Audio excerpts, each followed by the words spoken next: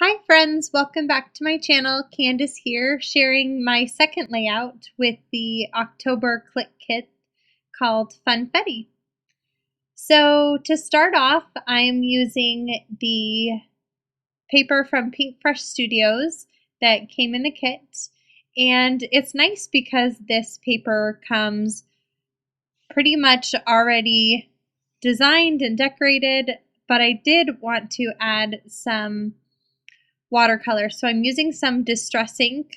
This is peacock feathers and a little bit of broken china.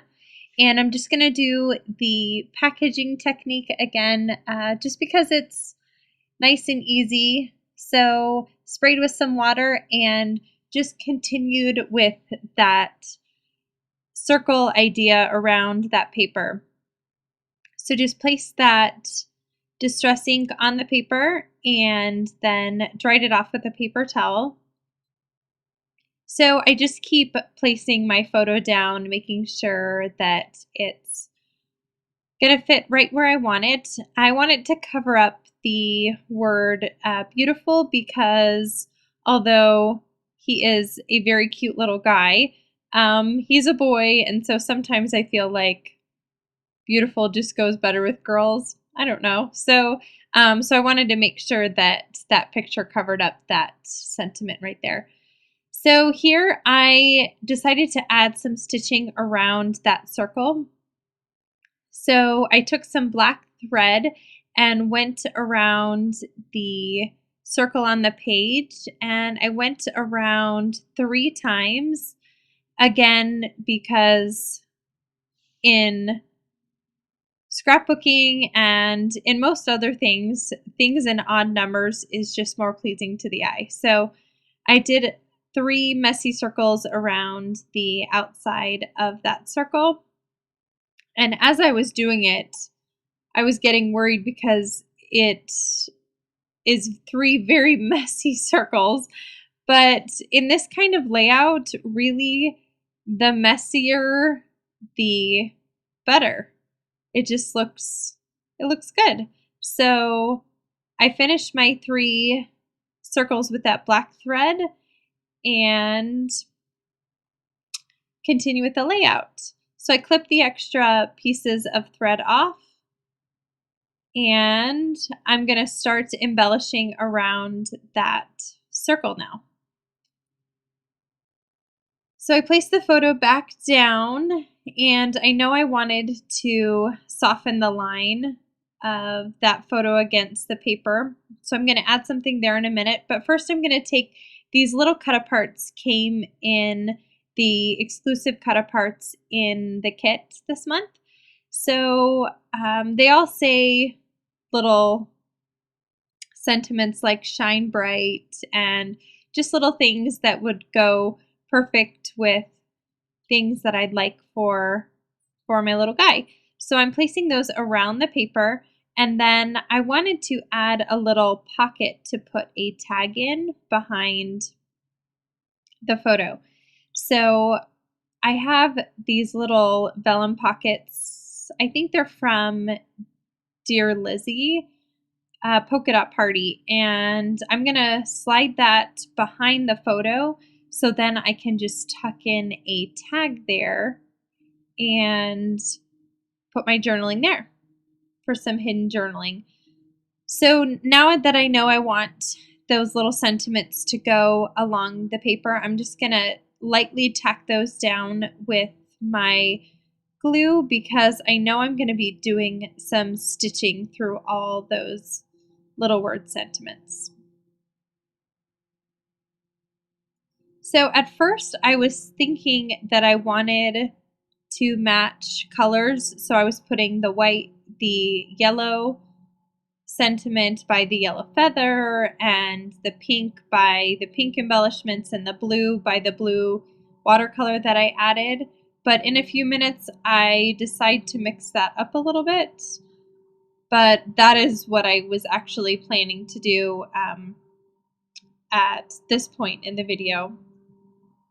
So I wanted a bigger tag, so I liked the size of that larger tag, but in a minute I decide that the orange was just a little bit too bright. So I'm going to cut a new tag for my journaling.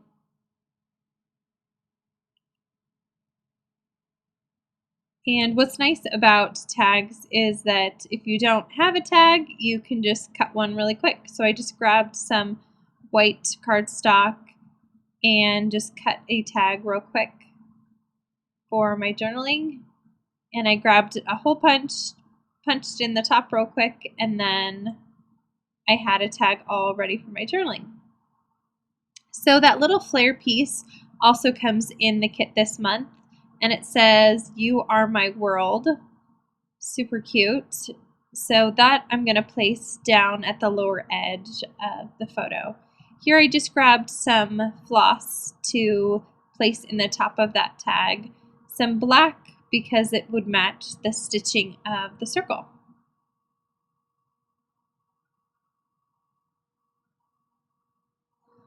So as in most of my layouts, I love the messy nest of thread. So I'm going to place that behind the photo, and I decide that I want to pop up the photo to stand up a little bit from the layout. So I grab some of my dimensional adhesive. This is the sticky thumb adhesive that I also got in the Clique Kit shop. And I'll leave a code down below that you can enter for items in the shop and get 10% off. So I'm going to go ahead and glue down my photo right on top of that messy nest of black thread. And then I'm going to start adding a few more embellishments to the page.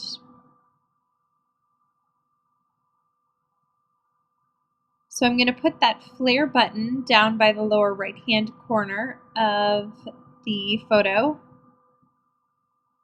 And then I'm also going to add some wood veneers from the kit also, and they're from the Pink Fresh Studio. Those are what you just saw were the puffy stickers from Pink Fresh Studios that also come in the kit. So I'm adding these little wood veneer arrows to make your eye continue to go around that circle. So I'm placing 2 at the top and 1 on either side of the smile and the love, pointing at those sentiments. So in this lower right-hand corner of the photo, I kind of struggle for a few minutes on how to get this cluster to work together, and finally figure out a way to slide the flare and tuck it right behind the picture, and then place the wood veneer right on top of that flare. I did feel like I needed one more thing because it still just looked like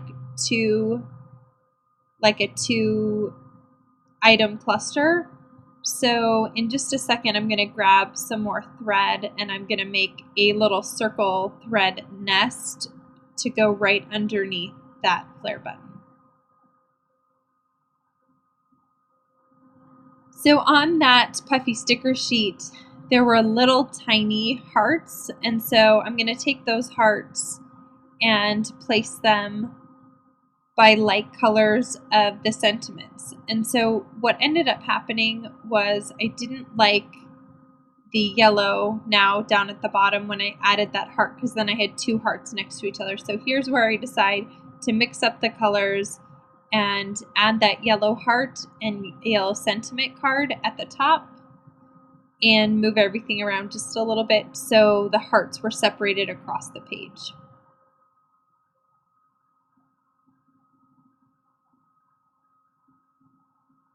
So I think here I'm grabbing my thread and making that nest behind that flare button. So with that flare button, I just adhered it with the Zots glue dots They're super strong and they work really great when you don't want any dimension to whatever you're attaching it to. So it works great for that. So I just take that little embellishment cluster and tuck it right behind the photo. And now I'm deciding that I want to add some stitching to those word strips. So I'm going to pull back out my sewing machine and stitch along all those little word strips.